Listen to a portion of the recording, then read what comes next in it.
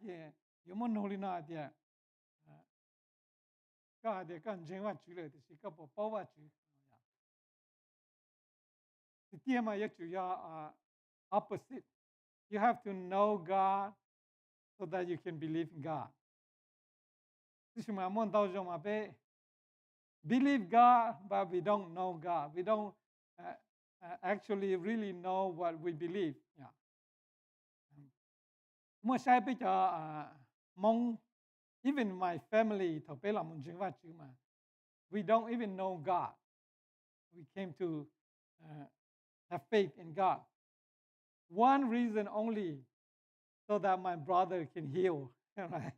Tụi tí lâu cũng mấy tụi tí lâu mò hay nghe lại thì nhiều ổn nén thì tụi tí lâu đó nhiều ổn nén thì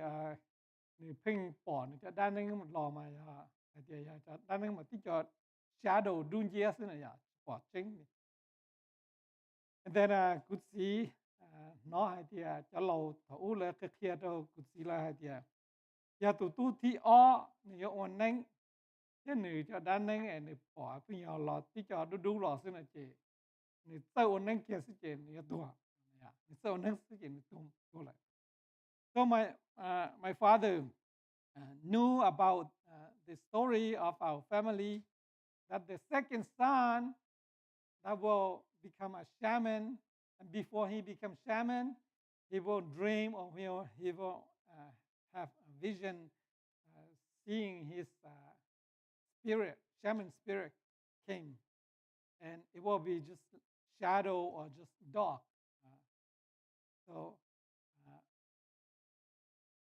my father knew that if it happened like that, then once he know how to be a shaman, then he will die. So tí lâu mò lên đó chỉ bé làm một chuyện vật chủ. Ya khó dùng rồi thấy lúc khó trong đó bé làm chuyện vật chủ, tức mà bé làm chuyện vật chủ. We don't know anything. We come, we just hope that God will help him, heal him. Bé chỉ bảo hay là vật chủ tu dùng lịch giả, vật chủ tu mua cái lúa, vật chủ tu nhàn nhàng, vật chủ tu đại hữu, vật chủ tu lâu giờ ở bé chỉ bảo lên này ya, bé chủ địa chuyện vật chủ, sẽ vật chủ bộ bác dùng. So we don't really know God when we came to have faith in God. We only came and hope that God will heal my brother. Bây giờ chỉ bảo vật chủ, bây lò thì bây lò bây sát cả vật chủ, ba bây sư, ba của tí lâu cả dùng. And I think many of us is like that, especially Hmong people. We came to Christ not because we know God, but we want God to help us to answer our prayer. And nuna prayer so knowing God, bảo vật chủ, bây giờ lấy cha bây giờ lấy bây bảo vật chủ lại. So cái vật cũ chỉ bây muốn nhìn nhất là họ cái vật cũ. Ý là trong cái bao First John chapter 2 verse 4. We are reading in the New Living Translation. If someone claims, I know God, and doesn't obey God's commandments, that person is a liar and is not living in the truth. Tu hai tia, tu bao va chu, thì nu chỉ water li va chu te lu kia, chúng ta hai đa sư, họ chính chỉ nhót họ nu kia li. Cái cũng siêu cái bị tháo chu đây. Và chu bị là cho cái lu xe nó, họ còn drop pe, họ còn cho pe,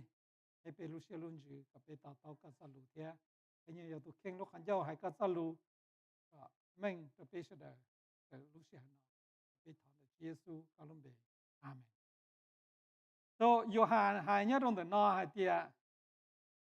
ya pe hai tia pe bao va chu, thì si pe chim long va chu te lu. Nó cho commandment, cho lu sang, thì pe đa sức, pe yin chỉ mua khó chăng là si pe yin chỉ chăng. It's not living in the truth. Pe chỉ mua sao cái chăng nhớ trong pe li.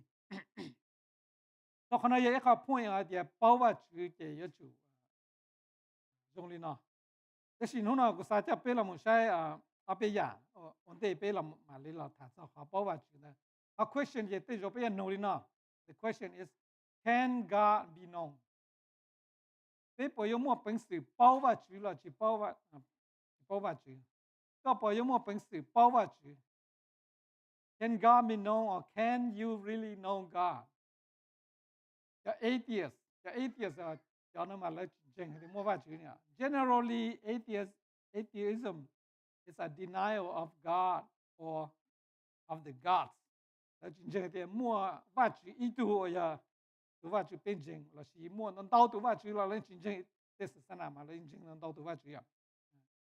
And if religion is defined in terms of belief in spiritual being, then atheism is a rejection of all religious belief. จะอย่าที่ศาสนาแล้วนะอย่าเลยเราโม define เราอย่าเราโมเทียใจเดียอย่าสักเกี่ยวเลยจริงจ้ามั่วอีตู spiritual being นะจะมั่วอีตูอย่าให้อย่าเตอจงรีเป็นอ่ะอย่าเลยว่า那就要领导这 atheism 这了要叫 deny 看到了嘛，那就莫那真正还的莫挖掘，叫 agnostic 啊的 whether God exists or not we do not know. Agnostics don't outright deny the possibility of God's existence, but they also don't affirm it. 叫 agnostic 那么了。那点小莫嘛，天气莫被气包，对肉莫对肉气莫，要莫了，被人包起烧的好，被路冷了人包起烧，被莫被包折腾了，要气莫那了，对肉人气莫天，这什么被路冷人包点小莫了气莫，叫 agnostic 那就了哪里的，这叫 agnostic，那么每次嘛来领托尔好点气莫挖去。ไม่ใช่มาเล่นทั่วเขาเดียมแต่เรามั่วได้ใช่ไหม we don't know จะ agnostic จริงนี่เลยจะเป็นมองเจชิมัวจะ agnostic จะเป็นอย่างเจลิชีเลยจะลุมิกาใช่ agnostic นะใช่ไหม Many religions believe not only one God but they believe in many gods จังเลยจะ polytheismจะ polytheism 那么要认真还点莫到度挖掘，只要莫一度挖掘，我只都去这里变成是的什么，莫能到度挖掘，I think 变懵了，变认真的的，变真还点莫，但是变起来挖掘就要蒙特里去还得挖掘呢，是哈，罗里鲁ศาสนามา叫认真的就认好点挖掘一样呀。All other religion they call the spiritual being of their faith is God. Only Hmong people do not call the spiritual being God. They call straight Da, Jing Da. So Hmong chỉ in thì tiền lên đó tất mà sao chả mấy người luôn là tiền Jing Da nó là dùng Jing khánh lên này ya. Cái chuyện tiền giờ vắt chữ tiền ya Jing Da nó là ya. Mà Hmong Jing lên nó nè, Hmong Jing tiền ilu trong mấy tu Da, ilu hạ mấy tu Da này ya. Right? There is a God, there's a God in the valley, there's a God in the mountain. And Hmong even more God in the home, only last time they thought so. More da chế, da khó trung, da khó sọ, da trung xa, da dễ ta, xua da nhau hầu bế và bế chế li. All those Hmong chế da this mà lựcศาสนาหรือจะนั่งจะเลยย่อเลยจะ God. So there's many God. It's polytheism. จะRome ที่จะ Greek เลยล่ะแล้วยิ่งมั่วจริงนั่นเต้าตัวว่าชื่อ There's so many God. And for the Roman God is Zoov is the highest God of all. The father of all, Zoov. So, and for the Roman, the Greek, the story, God is God. They are God, but they can also marry human being. Yeah. Hercules is a person or God marry a woman, human man, and more Hercules, more jaw. Yeah. I don't know exactly whether Hercules is the story of Roman belief or Greek belief, but that's what they believe. Chỉ cho xã nào lên trên hay tiệt, muốn non tàu tụ vắt chúng nó chỉ là polytheism. Ở giống như là cho xã nào trên, giống như Christianity, là một trong Judaism, cha Islam chỉ là trên, là tí tụ vắt chúng sư, là monotheism, trên hay tiệt mua tí tụ vắt chúng sư. Đó là Christianity, Judaism, cha Islam na, trên hay tiệt mua tí tụ vắt chúng là. Giống như vậy, Christianity and Judaism thì họ paying dân titu va chữ ở giờ the God of the Bible. Thế mà Islam thì they believe the God of Quran or you pay define here and go read the Quran. It's a complete the different definition of what God is. So khana ya kha polytheism thêm monotheism. Pomo va chữ tia kha question ya. Can God be known? Robert Ingersoll or ya itu great agnostic. On ni ya cho on jeng de xiao mua thế chỉ mua để chỉ bao mà ni hai na dia. Is it possible for the human mind to conceive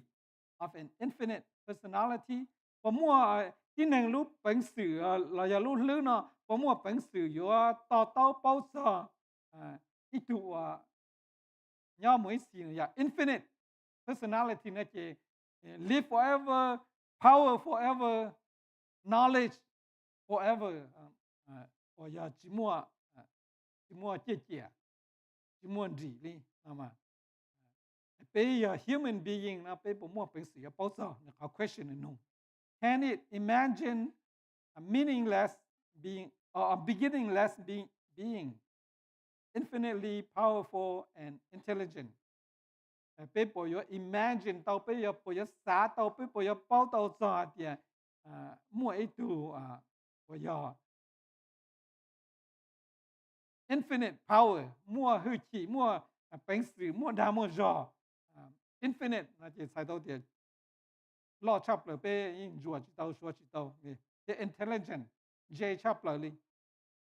the question che ni no li na che ni kho answer che ne dia we don't know because we are limit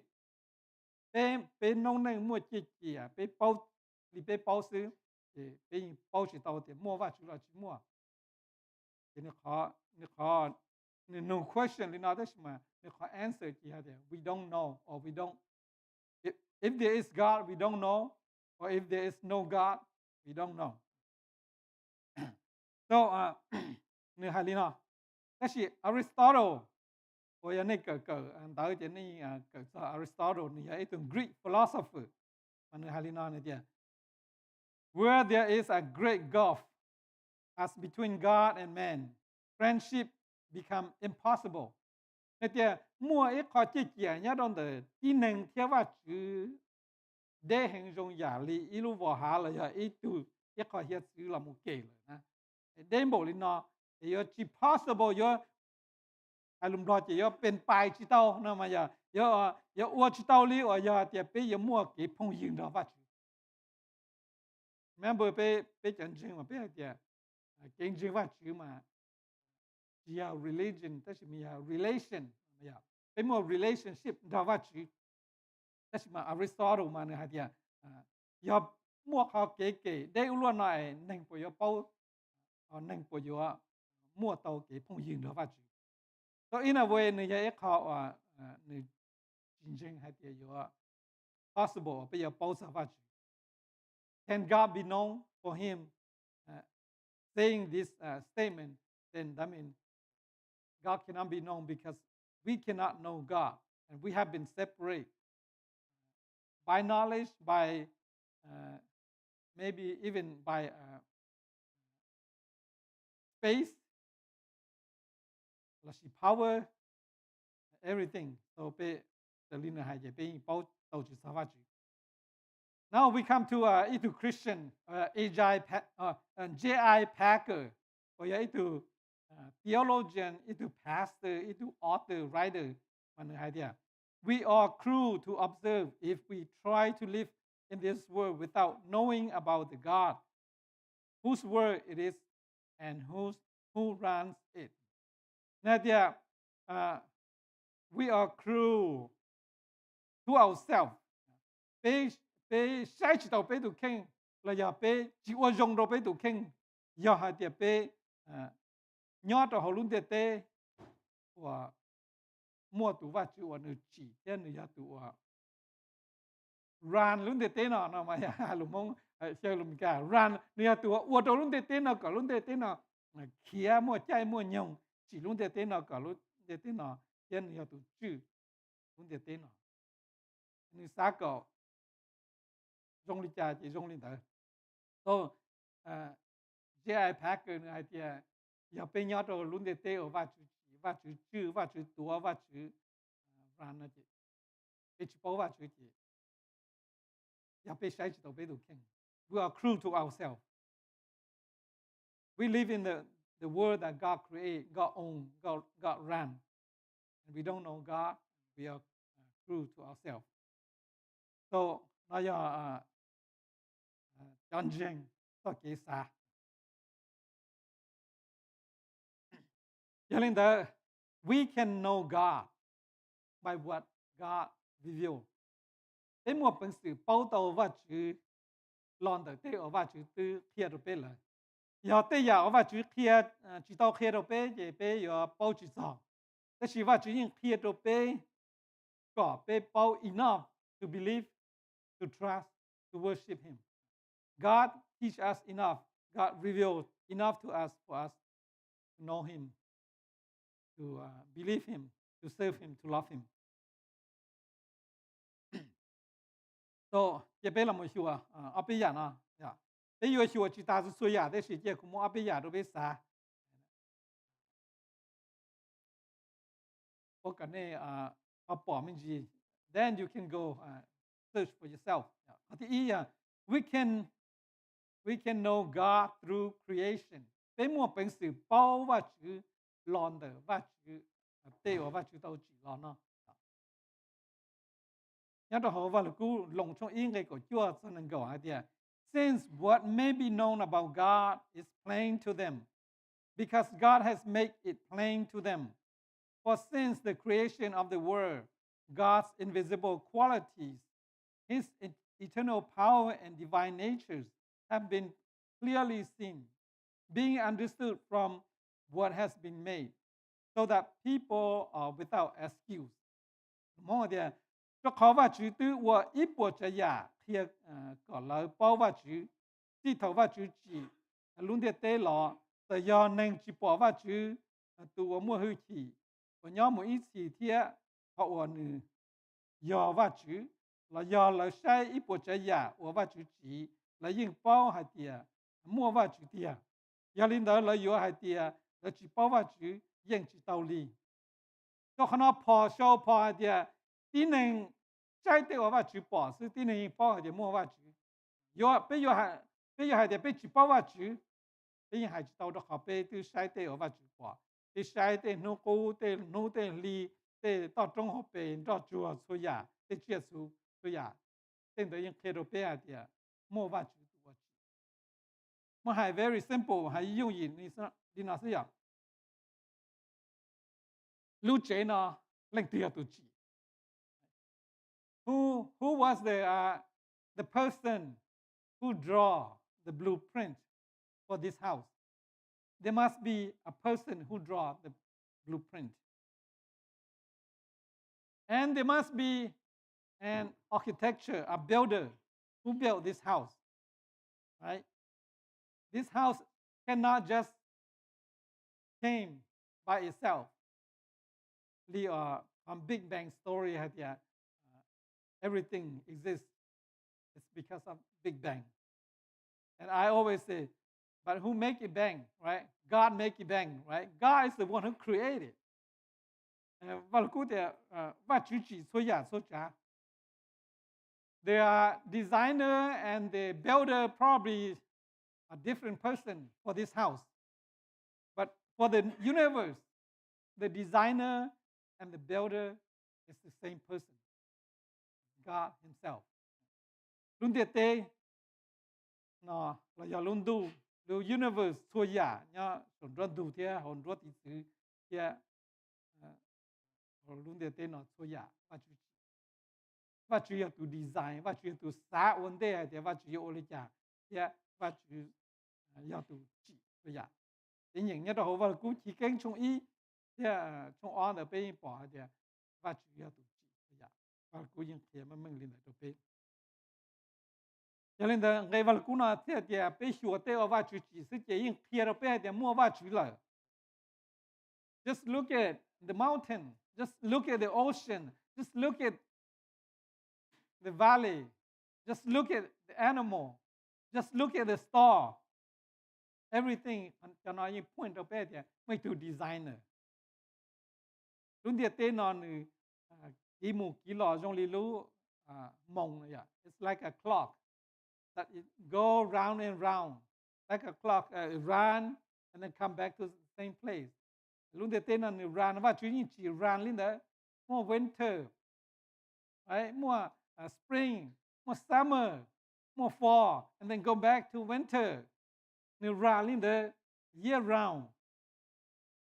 Và chú yếu từ chỉ lúc địa tên còn như run lên đó.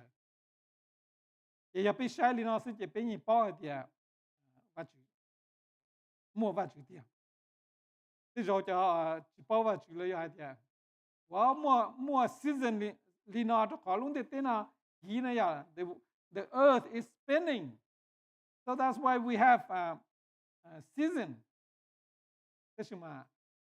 another question here: who create and make it spin, right? Lịch tiệt tụi chỉ luôn thế luôn thế nào cho gì để có cái gì mua season change và chủ yếu từ chỉ để thế và lúc cuối thì mua từ mua dây xỏ luôn để thế nào và chủ yếu từ tua sẽ bây mình sửa luôn để thế chúng mới tuần chơi xỏ luôn để thế này cả luôn để thế nhau sửa in đại cả sắp bông một đó cả từ và chủ yếu từ luôn để thế này he put it where it is. Cho nên sao nên chơi thì giờ luôn để tên nó nhát đế mình chỉ luôn nung thì luôn để tên nó chỉ bé cái tuổi xứ giờ luôn để tên nó nhát dễ mình chỉ luôn nung thì thầu cú tuổi chỉ bé cái cú nhẹ xứ. God created this world right at the right place, and He is the creator, the designer. Thì bây giờ suy ya ở vào chỉ nó thì những kia thì mua vào chủ tiền. C.S. Lewis nè, cái này hay so Asia story. I think I already talked about this idea. Nhớ tới hồi lúc big auditorium mà mới cho cricket nhớ tới hồi này. They don't understand why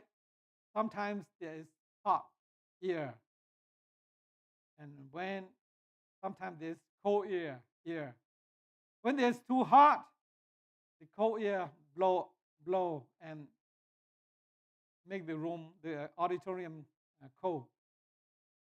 When the temperature is too cold, the hot air blow and then the auditorium get hot or the weather change. So there is a small cricket. He crawl around all the wall, all the ground, everywhere. And then finally he got to the thermostat. And then he stayed there, he watched. And when the temperature is too cold, then this thermostat just click it, and then now he feel hot air coming. And then when the thermostat, when it's too hot, and he watched the thermostat, and he click, and cold air comes. So he said, I know what happened. It is because this thing control the weather. So he came and he bragged to everybody that he is smart because he know everything. He know what happened to the auditorium. He know what happened to the ear, to the hot ear and cold ear. So he said he's smart. And C.S. Lewis actually concluded, but he didn't know who created the auditorium and who put that thermostat on the wall. Right? He didn't know. He thought that he's smart, but he didn't know. So hai lục mông ra nó giờ lục mông chứ hay mới cho cá gì nhớ chứ chông cá gì là sĩ tế bây hồ cá gì là sĩ giả trò, right? Giả trò, or maybe bây hồ thì cá gì có đấy, maybe cho nhiều mê đu này cá gì có đấy. Thì lời nhớ là họ ilu chỉ là lo hay thì ilu auditorium mà giờ ilu ở đây rồi bên một sai show tên này là mua chơi rượu tí xí mua AC tí xí mua lúc trên tu nó là mua hiu tí xí thì cho cái chuyện này mà là chỉ bao thì giờ vì lý cha mua nhớ chỉ mua nó là chỉ mua chua xóa là chỉ mua chua xỉa tua chỉ mua cái chuyện dễ dàng chỉ nên trên gìเขาnói gì mua bỏ xong thì họ lúc control cho AC thế cho heat này giống như là bên luôn đặc an này vậy thì nếu muốn nhớ rồi sai thì nó sẽ sai chỉ là tổ từ cú thông lợi nó trên giống như lúc như thermostat nó xài kia chỉ có trả chuột tiền nó trả chuột tiền tua thế rồi lúc auditorium đấy chỉ là xe này họ thầu họ nọ thông lợi nó chỉ lúc như thermostat nó xài kia thế nó thì chua xóa tua thì nếu làm một khá đâu thì cho phụ dư cái gì thì dễ hành nếu bao số nhà rồi đó còn nếu bao thì luôn đấy là lúc control temperature control chuột gì thì nếu khá đâu là thì bao số nhà thì C.S. Lewis này thì họ tụ cái gì này chỉ bao thì linh thì tụ chỉ lúc auditorium thế linh thì tụ mua tụ thermostat cho thì phán giải có self control chuột gì so bây giờ này trong linh đó scientists they think they know everything so bây một cái vào lúc bây giờ professor này thì scientists they ask how it happened but they never ask who make it happen cái science mà thì yêu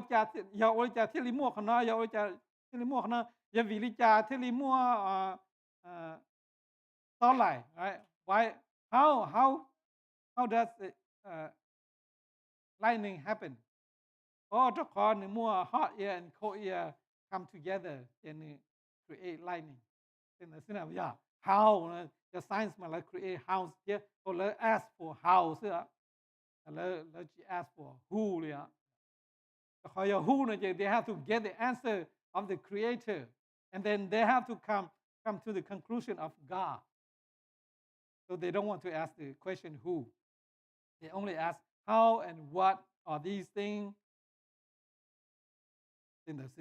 So có thi ở base your bao tờ và chữ creation. Cái giáo và chữ tàu chỉ lo lại.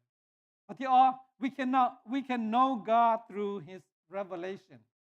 Bên một phần sự bao tàu và chữ do cái giáo và chữ kia là đồ bên. Cái giáo revelation và chữ những kia ôn tu dù là đồ bên. Nhớ rồi giả sử trong bên người trong project bên người cầu. You are my witness, declares the Lord, and my servant whom I have chosen, that you may know and believe me and understand that I am He. Before me there is no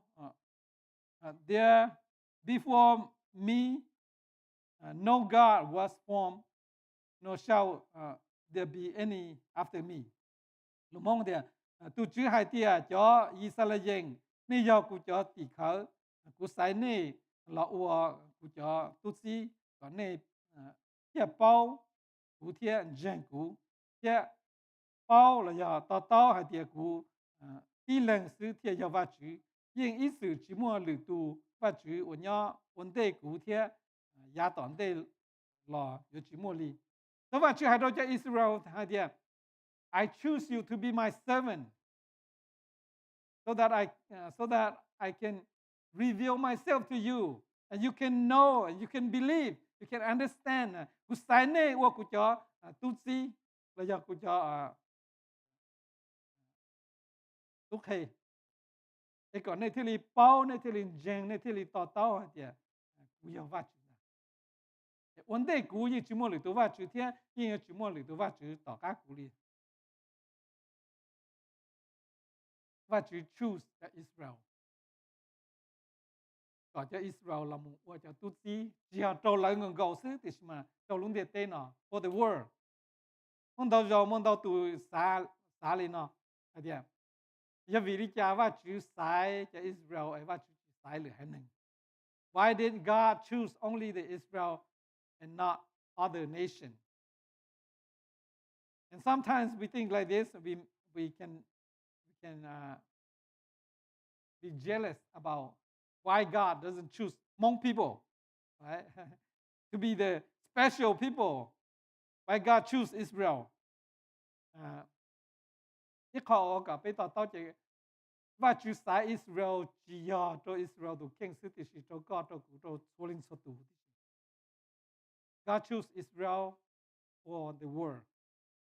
God only choose Israel to be the servant to serve the world. Example trong lý nào, right? Let's say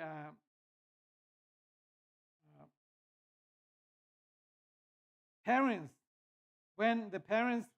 came from the store, the parents brought some candy, and then either he or she come home, and then let's say the mother came. Usually, mother went to the store more. So let's say the mother came home with a bag of candy, and then all the children. She probably have about 10 children, 5 to 10 children, right? So she gave the bag of candy to one of the kids, and she said, "Here, the candy." Andพี่สาวจะเล่งเนี่ยรอต่อตลาดรอเล่งเนี่ยกาที่เจ้าของเราเท่านั้นกาอีหน้าขนมรอจะเล่งเนี่ยเราสอนเล่งเนี่ยมั่วเจ๊ตัวอีตูมีอยู่ได้เนี่ยเตี้ยนะน้อยหน้าขนม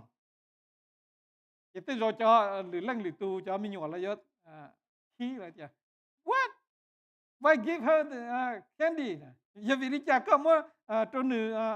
หน้าขนมมาจะชิมว่าเราเป๊ะมาจะสิเล่งเนี่ยเขาหอบเพี้ยเจ้าI give you the bag of candy so that you can distribute to all the children. กูมัวลุนหน้าขนมเราก็ไอ้ก็มามัวไฟตัวนี่เสด็จน้องอีจงอย่างนั้นว่าจุดที่ว่าจุดสายอิสราเอลมาจีเอาตัวอิสราเอลตัวแข่งตัวชิมว่าจุดสายอิสราเอลอยากตัวที่หนึ่งเดียวเตะส่วนสุดตัวที่สี่ว่าจุดสายอิสราเอลเรามัวตัวตุ๊ดซีเรามัวรีวิวว่าจุดตัวแข่งก็จะอิสราเอลน่ะแล้วว่าอีหันหนึ่งว่าที่อาจจะหรือเรื่องหรือตัวจะว่าจุดก็แล้วlúc nâng là lúc nâng có địa tên là bỏ thì hai nâng ở mua vật chữ giờ hai nâng dùng lý trả thế lần đó cho Israel tu trở sinh là yêu cho họ hai nâng Israel đó chưa lo trở cho Israel chứ chứ chỉ lo trở những địa tên số linh số God only used Israel as a servant but God loved the world right John 3:16 say God so loved the world doesn't say God loved Israel. Yeah, everyone, you and me, God loved. Israel is the servant of God that He wants to use Israel to serve Him for the world. Giống như là nó chỉ họ phát triển hai đôi cho Israel chỉ là nó. U choose nè, u kia đồ nè bao cái nè dân thế tao tao anh nè thì bao để cú ya tu phát triển. Cái con gì mù in cái gì mù thế à và nhớ đồng từ Ephesos chung in cái cổ xa à Ephesians 1:17 I keep asking that the God of our Lord Jesus Christ the glorious Father may give you the spirit of wisdom and revelation so that you may know Him better để cú thọ cỏ nè có bé tu Chúa Giêsu Kitô tu và Chúa giờ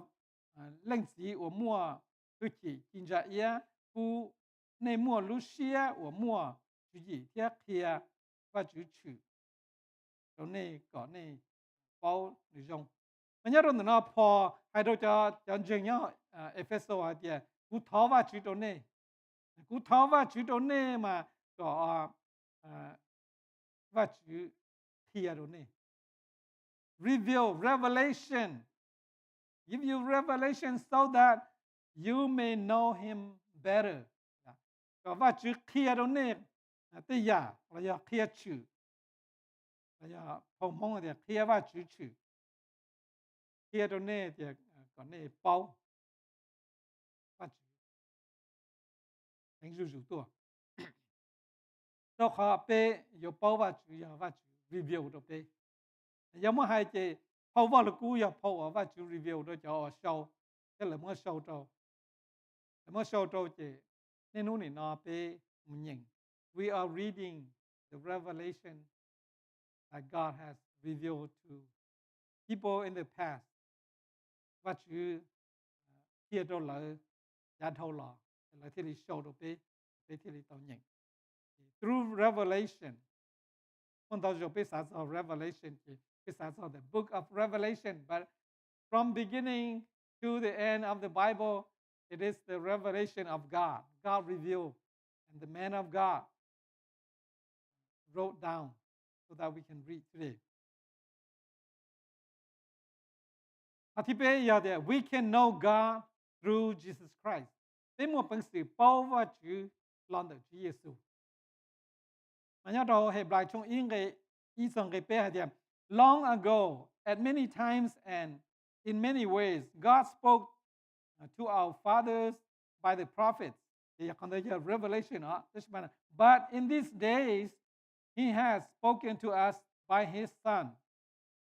whom he appointed the heir of all things, through whom also he created the world. He is the radiance of the glory of God and the exact imprint of his nature. He is, and he upholds the universe by the power of his power. By the word of his power, sorry. Thì lùm mong hay lino, lùm mong tiệm, ya thấu và chú sĩ cho sĩ hư chế lù, hay cho bê, tê bỏ công业sư, đào dầu, thiết sĩ, đào giả chú chỉ, thì sĩ tìa cơ nó, nữ hai đờ, nữ tu, cho bê, bây giờ tụ chan, bây giờ giờ tụ nữ cha lò, sợ ít bộ trái giả, bộ cú chân cú tê, giờ tụ nữ sĩ chỉ luôn đủ lúc tê hú sĩ, lên tu dùng lý đại cho ia, cho bỏ vào chữ tụ đua kinh gia ia, nữ tu giản giữ dùng thông lý vào chữ thua giả hú sĩ, nữ sĩ nữ tê lù của mua hư chỉ, lo của trở ít bộ trái giả hú sĩ kia. Do lên đây dùng lý bê những phong mong mà hành đạo thông chỉ dùng lý bê chùa của mình that's why cái này mua highlight này có bê thì bỏ họ highlight này là different color font có bê thì bỏ đi nhớ đâu nữa đi we can know God through Jesus Christ thì giá thâu lo mà và chú sĩ quan đâu giản đâu trả là một hay đâu cho prophet cho chế lù mà là một chế lù đâu cho Israel này thì sĩ kia cơ nó và chú chế li và chú sĩ kia và chú tu là một hai lũ đồ bê là một hai lũ đồ bê anh tu này tu Xiong gọi lý và chú nào it's the radiance of the glory of God the exact imprint of his nature so cái một bằng sự bao tàu và chú lo được Giêsu giá ta lo lỡ mà và chú kia và chú tu khen cho tin rằng giờ hai đôi cho sư phụ chế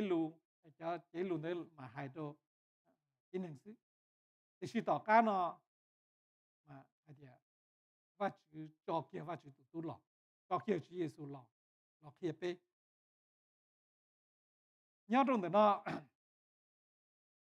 họ hiệp lại nó ya phao trong rồi cho Hebrew rồi cho Jew cho Israel thế là Hebrew trong đó là cho nên thế là our father ya refer to Israel cho qua công gì công giá thâu lọ Paul là she the author of a person who write this book Hebrew người ta thì và chữ我吹呀说啥贴và chữ đồ bây giờ công là giá thâu lọ làm để cho prophet làm để cho chế lưu thế mà riêng nó và chữ贴pe làm để và chữ tụ tu ya tụ贴ở đâu pe bỏ cho và chữ lưu chữ chỉ ya này ya tụ rong gò đi và chữ nào Hmong mong nào thì ya có chỗ ya ở pe bỏ cho và chữ tụ đua应该gì một thế nhớ đồng được yêu hà chung cặp long cái chúa nói thế Jesus said to him Have I been with you so long and you still do not know me Philip Whoever has seen me has seen the Father How can you say show us the Father Giêsu hai cho nữ tia Philip cũng cho nên nhon để cho ta nó là nên chừng chỉ bao cụ thế đó tua bỏ cụ ya bỏ lên sĩ ya yo có yo hai tàu đi cha tia họ kia lên sĩ chịu đồ bế bỏ nhá lúc xưa nó mà Philip ở ya Giêsu ít thứ tỷ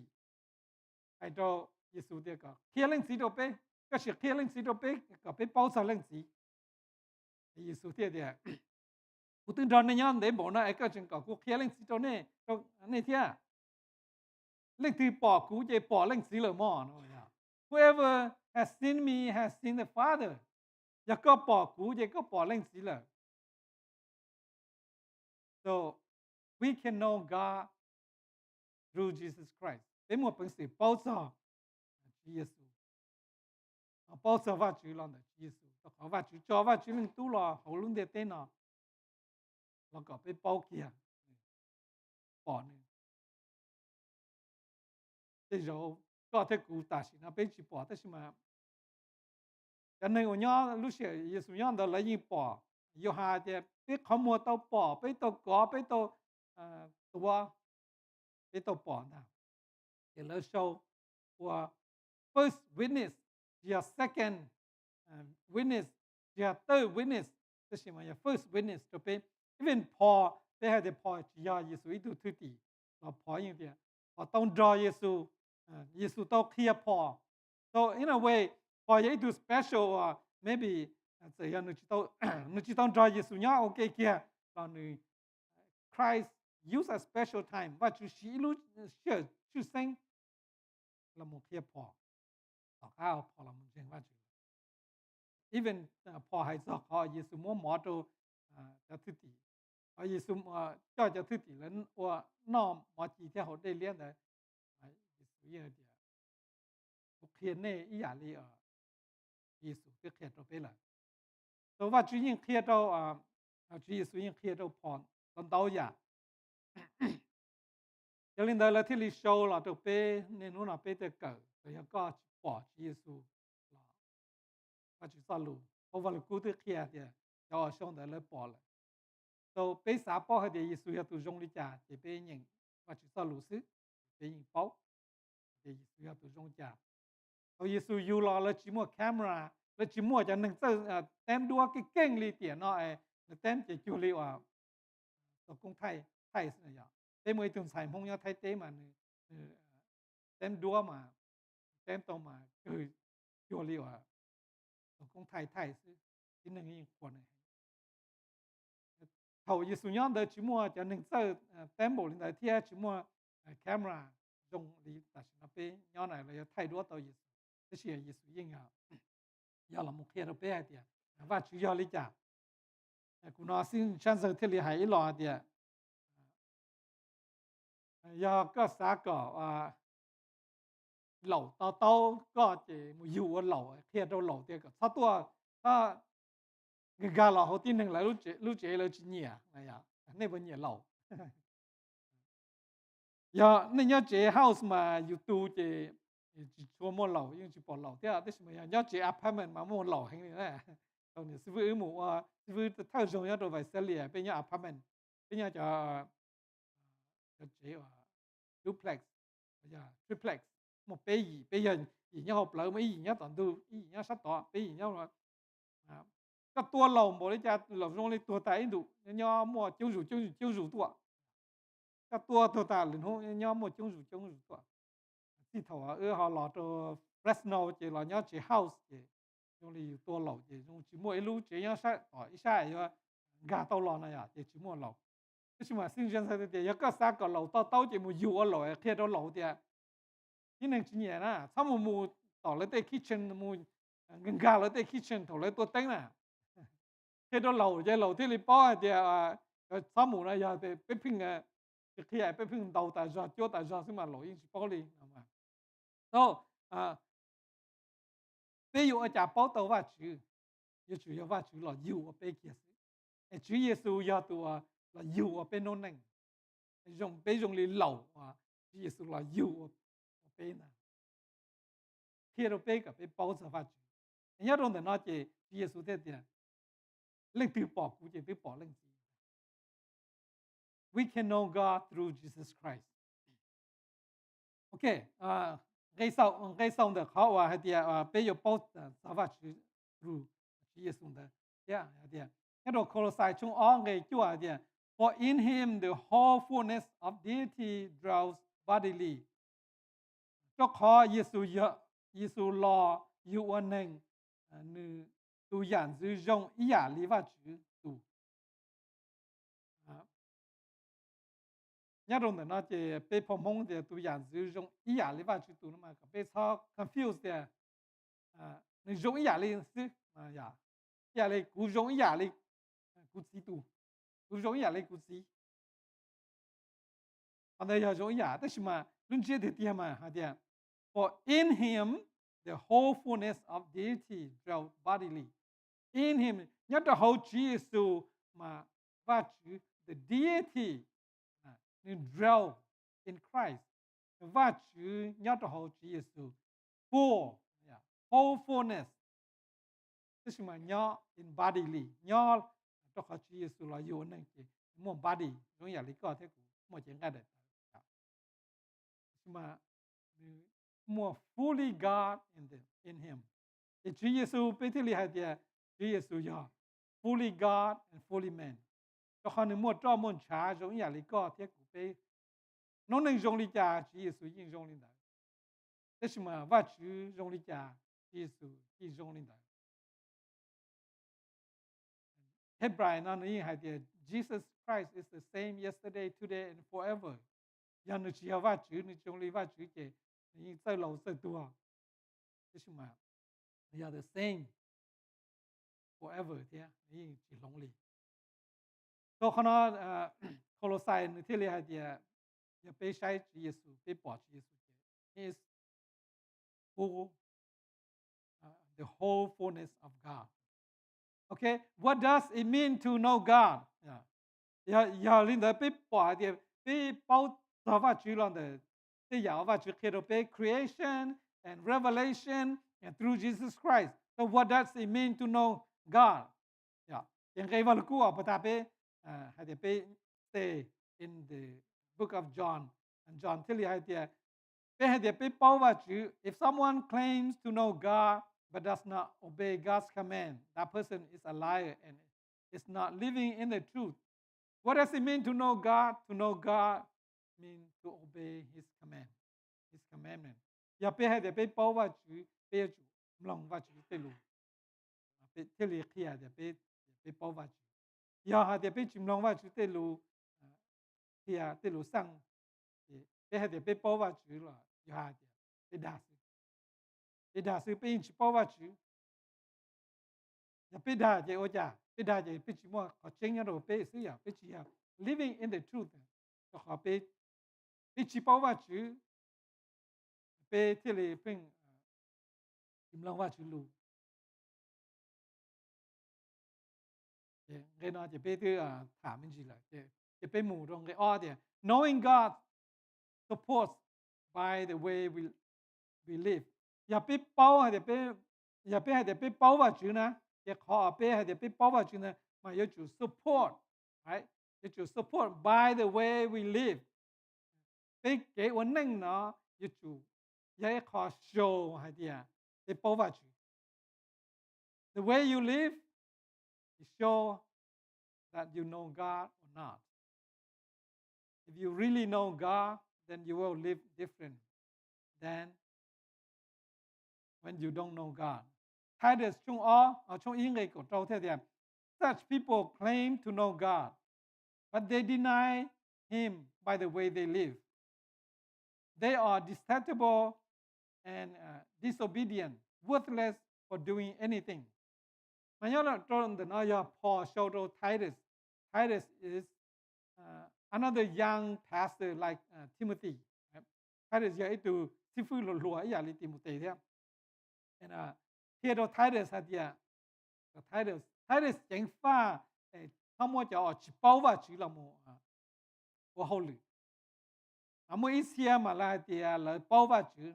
They claim to know God but they deny Him by the way they live. Là thì là bảo và chữ thì mà là lúc này là uổng là cứ deny na, cứ kia thì là chỉ bảo và chữ na. Thì họ thì cho tới chỉ là hay thì là bảo và chữ kia là chỉ bảo và chữ mà là mình gì dù kia detestable, right? Bây phong mong nó mà nó chỉ hay sao thì gì dù thì mà tôi sai phong mong thay thế lại thì gì dù này, tôi ôi lo luôn gì dù nói như là better quá, và this is bây phong mong là thế này hay thì là hay thì là giờ cho ở bảo và chữ thì là chỉ ở là lúc này dùng đi cho ở bảo và chữ ở là giờ nên xếp hệ phong nó mà sai thì giờ xếp hệ là thế mà thay thế cho họ detestable này à là giờ nên xếp hệ kia chìm lòng lên từ lù là giờ disobedient có chỉ sao mua ít sao họ lử chỉnh chỉnh cho nên đã uo lo li cho họ là yên uo chỉ tàu để cho họพอเคลียร์ตัวTitus hay thìก็有时就能那么ว่า就好了有时就用力加他时就来thì là包ว่า就是了就我来路能这里来包呢就能嘛参摸呢就能进入是就能嘛要里包那就接配是来进龙ว่า就路参摸好了就到来我来因我就到里เพราะว่ามีการที่ worthless for doing anything good 来因我就到一下的去用力要的来去包ว่า就这样 so knowing God it has to support by the way you live ก็แต่ก็包ว่า就有ก็รู้นั่ง有主 support ก็包ว่า就这里要有包ว่า就这样 knowing God must be known by God 要ก็包ว่า就嘛ว่า就有主包God thế被问到都被的包ว่า就就是ว่า就不包被这样好 question 了嘛太重像个能够医生能够被的什么好 focus 人家都能够被呀这是这边人被多被ที่ for context not everyone who say to me Lord Lord will enter the kingdom of heaven but the one who does the will of my Father who is in heaven on that day many will say to me Lord Lord did we not prophesy in your name and cast out demons in your name and do many mighty works in your name then I will declare to them I never knew you depart from me you worker of lawlessness lu mong dia jia so tu hu ku dia tu ju thì yo to mun tu ching ching thì si chu ya tu wa ter li ku zi tu nya song tu lu xian ni tie to mu sư không cho đúng đỡ yo mua đau lưng hai cho ku hai dia tu ju bây từ tua cao lung bê kia và chú sa lu tua cao lung bê dia đa dia ôn đau ya su chi chỉ chính còn tại cú yo hai trâu lỡ hai tia cho nên cho nên xếp hệ cái li kia mù cú chỉ bao này Knowing God must be known by God. Bây giờ bây bao và chữ thì và chữ của bao bây. Li nu Chúa Giêsu lo Chúa Giêsu bảo thì I know you. I never knew you. Mà ya. Mỗi lo lùa Chúa Giêsu như hải. Chúa Giêsu khoa cho ít thứ tỷ là một ô hậu lì trong Chúa Giêsu thì well done, good and faithful servant. Right? Họ nói về Chúa Giêsu hay thì mỗi nu Chúa Giêsu hay đâu. Cho lại thì là bao và chữ thì写了就 really 包và chữ lần cái và chữ bao lại. I never knew you. So chỉ tao sai thì ya cái rồi và chữ chỉ bao,แต่是嘛老路那sai thì cái chỉ mua cái đồ dùng đó và cái bao và chữ là cái chỉ弄và chữ路，cái包và chữ là cái chỉ我个路能这里và chữ个路，对，我要我个路能这里好的个包và chữ. Tôi giờ hiện tại tôi rồi yêu những quân đau giả lý cho lợi hại nó mà giờ địa đa lô, tôi suy chín đau giả kia và chú sa lù đau khó đau lúc xưa hở, tôi suy chín đau giả thế mà Giêsu hay đi. I never knew you, vì lý do tôi khó lỡ cả tôn chế tôn mua. They only do for fame, or they probably do for pay, or they probably do for fame for other things, right? แล้ว我个当今我个到做题，我个做khoa，那就应要系到比较师傅啲撇就师傅要我师傅呢，我个到配了呀，我出得好嚟啲哎呀，俾人做 project 给我节目去呢去好嚟好嚟concentrate 到给我话去好嚟是嘛，这是嘛，如何撇啲呀？Is it a career for you or is it a ministry for you? Is it a life for you or is it a business for you? Cái ô sư phụ yêu tàu nụ mình rồi yêu tụ khen lý nó. And then bây giờ nên cho chỉ là sư phụ là nên gì? Để cua vào chữ hậu lử, hậu chữ cua vào chữ hậu lử cho ít họ từ giờ cua cho đã chỉ lúc họ phía giờ ô đã chỉ là giờ cú bao vào chữ cú lưu vào chữ cú xã ua cho vào chữ tông dêm mua cú sắm long vào chữ It depend on your purpose. So pe bao vào chữ thì pe long vào chữ lu pe ua nó khó nó chỉ Giêsu lo chỉ Giêsu tiền bao pe mà thế này. Giờ thì pe thì nên nó pe ua kinh cầu thì xử lý nó chỉ Giêsu lo thì Giêsu thì cũng bao này nó thì tổng là chỉ xỉa đa xỉa do xỉa everything.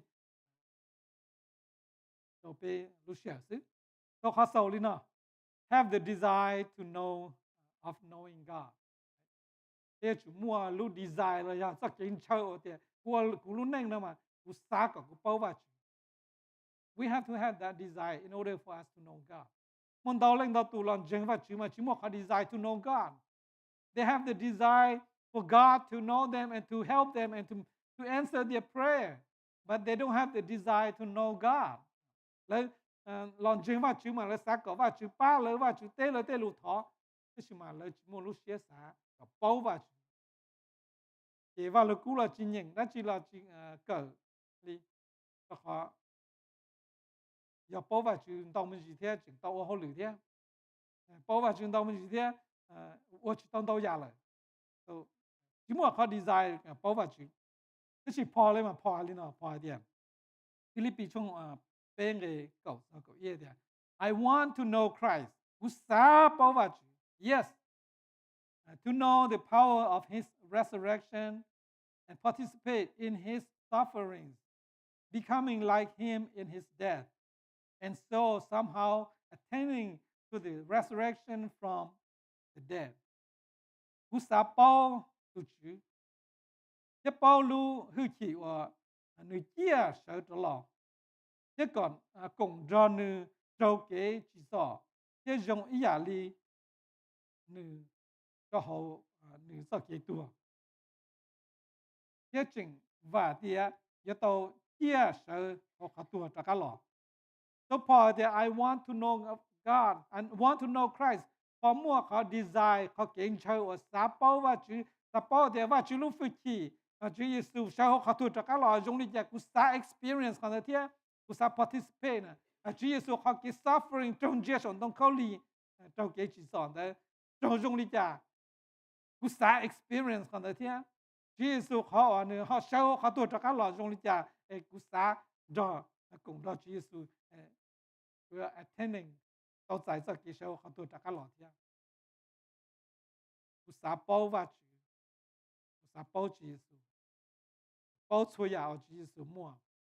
問到就俾啥包法住嘛，俾啥包好用時，俾住啥包好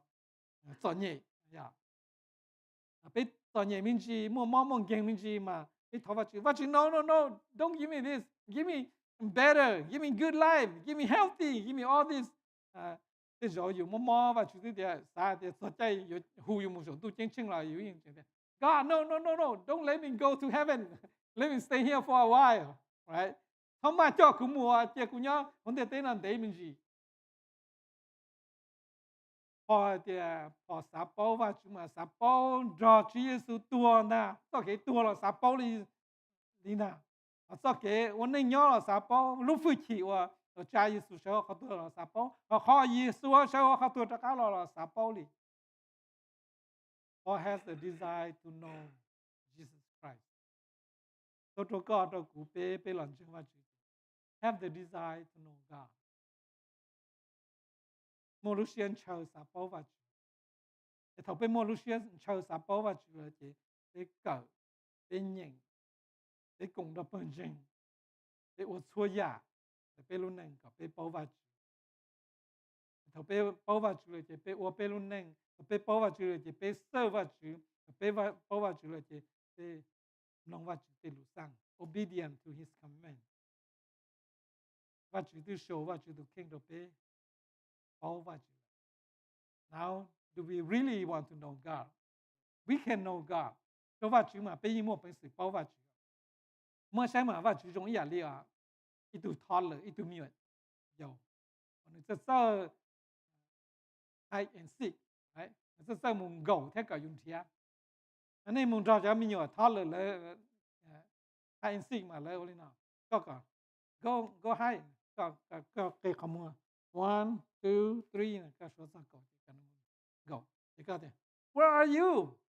where are you มานี่จริง狗对呀那天 I'm here 哪来呀对呀那呀 I'm here 你对呀蒙狗了这是嘛cái đấy cái nhà hạt tiền mà hạt tây đấy cũng nhà nó thế à và chú trọng lên đấy sometimes cũng sai và chú tiền bên thiệt và chú thế gì mà và chú chỉ gầu rồi bé tiền và chú cái nhà hạt tiền cũng nhà nó thế so God is like that so we have to have desire to know God seek God thiệt và chú nhà tôi học bên luôn nàyพอโยหาที่อะไรtiềnตัวเนี่ยเตียนเป้าว่าชื่อที่สิมันจี really วันนึงรุ่นนึงยังด่าซื้อเกี่ยไปสาวเท่าเราวันนึงด่ามาจะไปวันเทียบว่าชื่อกับไปเป้าว่าชื่อเทียไปกงเชียโอเคว่าชื่อไปแล้วก็จัดสีตัวไปคนเราจะไปจีวันรุ่นนึงจงลีว่าไปเป้ากับเทีย